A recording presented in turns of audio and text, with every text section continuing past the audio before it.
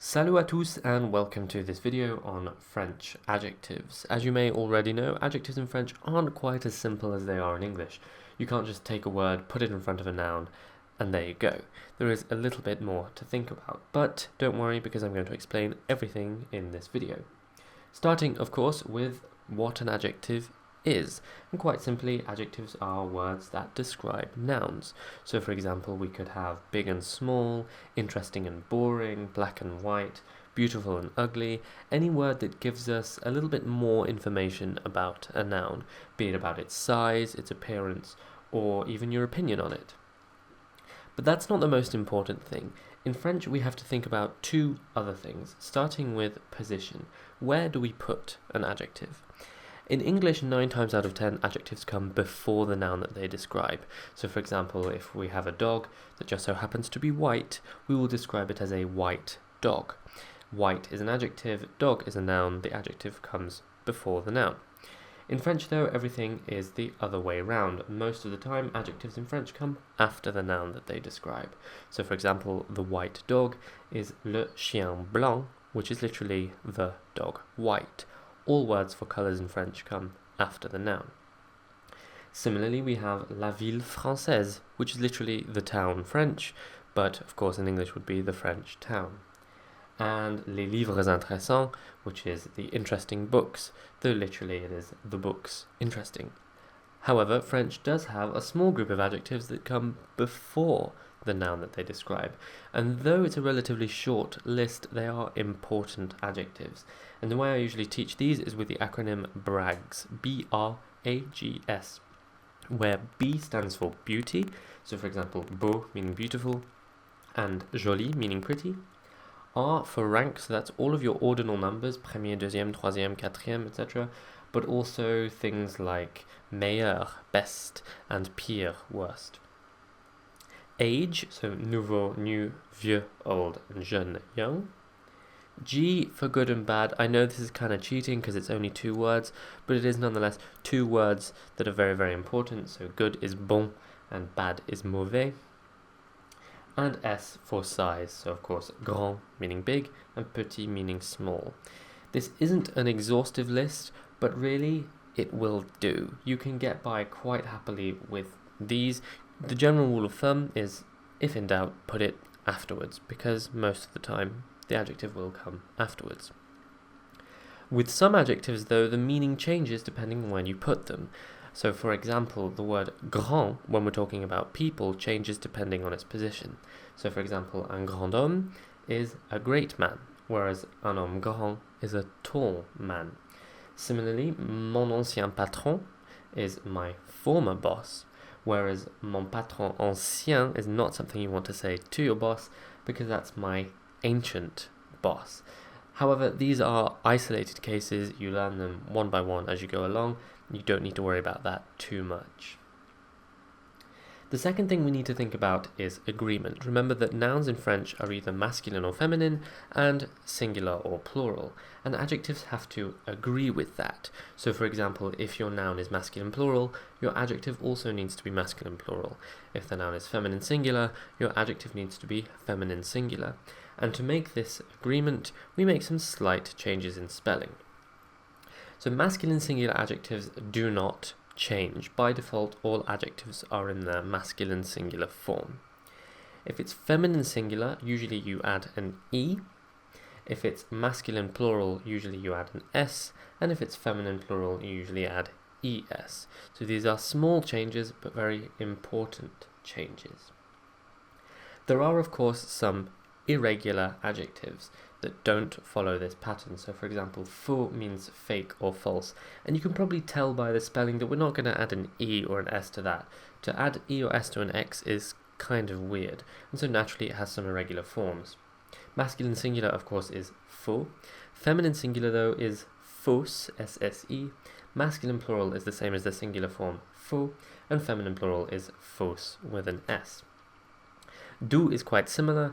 Doux for its masculine singular form, douce for its feminine singular form, although this is CE rather than double SE. Masculine plural again is the same as the singular form doux, and feminine plural is douce with an S. So notice that though these are irregular, they do follow patterns of their own. Some of those adjectives that come before the noun also have an extra form based on the spelling of the word that follows. So for example, beau we know means beautiful or handsome, and it has 5 forms.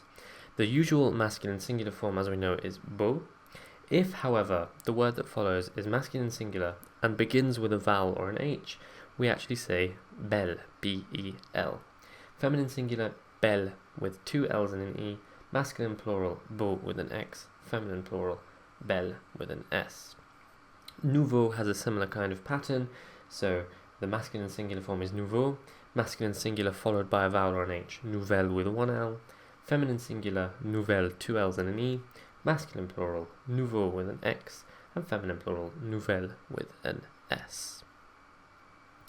Then there are some which seem to have irregular feminine forms, but in fact they're just following patterns based on their own spelling. So, for example, EL becomes ELLE, so cruel becomes cruel. They sound the same, but they are spelled differently. EIL becomes EILLE, so pareil becomes pareil. IL becomes ILLE, so gentil becomes gentil. ON becomes ONNE. This one is important because ON is a nasal on, whereas ONNE is a non-nasal un. So for example, mignon becomes mignonne. And EN does a similar thing, that becomes ENNE. So ancien becomes ancienne. Again, you go from a nasal to a non-nasal. Now you might notice that all of these actually follow the same pattern.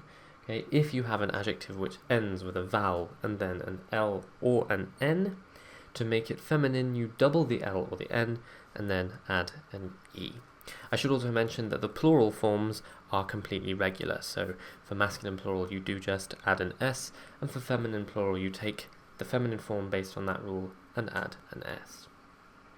Then there are some which are just a little bit irregular, they don't necessarily follow a pattern, but most adjectives that end this way will agree this way. So ET becomes E with a grave accent TE, so secret becomes secrète. ER becomes E with a grave accent RE, so cher becomes cher. EUX becomes EUSE, so heureux becomes heureuse.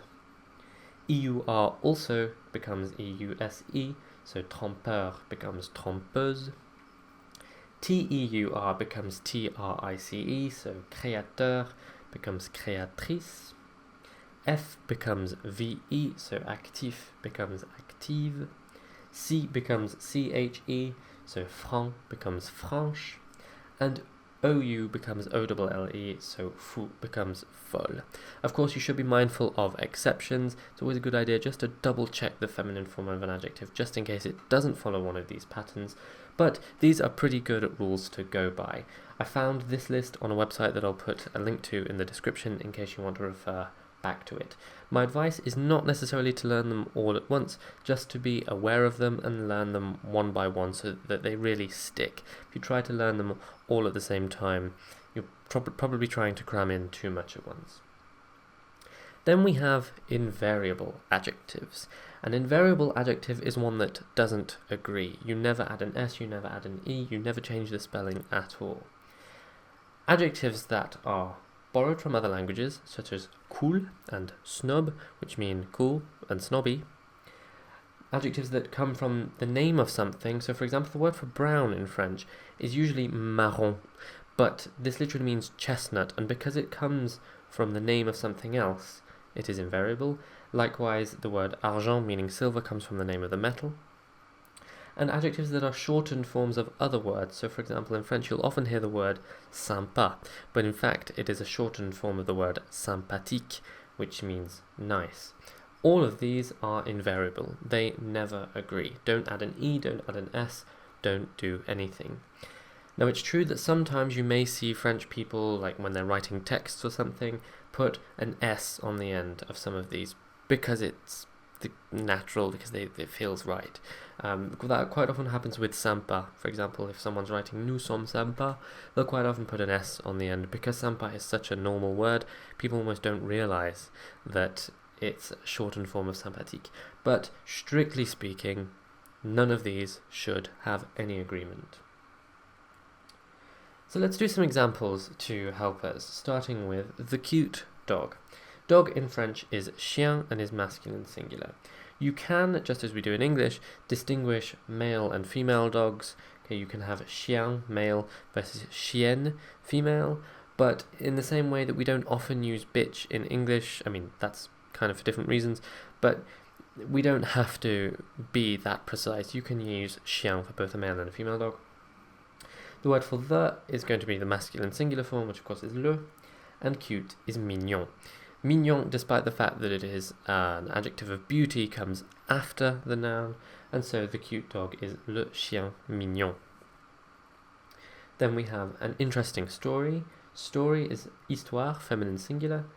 An is therefore une, and interesting is intéressant. But histoire is feminine singular, and so intéressant will become intéressante. Now we pronounce the T. Intéressante comes after the noun, and so we say une histoire intéressante. Then we have the big beds. Beds, masculine plural, lit. The is therefore les because it's the plural form, and big is grand, but remember that beds is masculine plural, and so we add an S to grand. And so the big beds is les grands lits. The expensive houses. Houses, feminine plural, maison. The is therefore les again, and expensive is cher, but remember we're using a feminine plural noun, so our adjective also needs to be feminine plural, so that is cher with an S. And cher will come after the noun, and so we will say les maisons chères. And finally, a handsome man. Man is homme, masculine singular. A is un, and handsome is beau. But remember, beau comes before the noun, and since homme begins with an H, beau will in fact become belle with one L. So a handsome man is un bel homme. And there we go. That is French adjectives. If you're having any more problems, as usual, you can let me know. Write a comment, ask me a question, do whatever you need to do so that you understand all of this.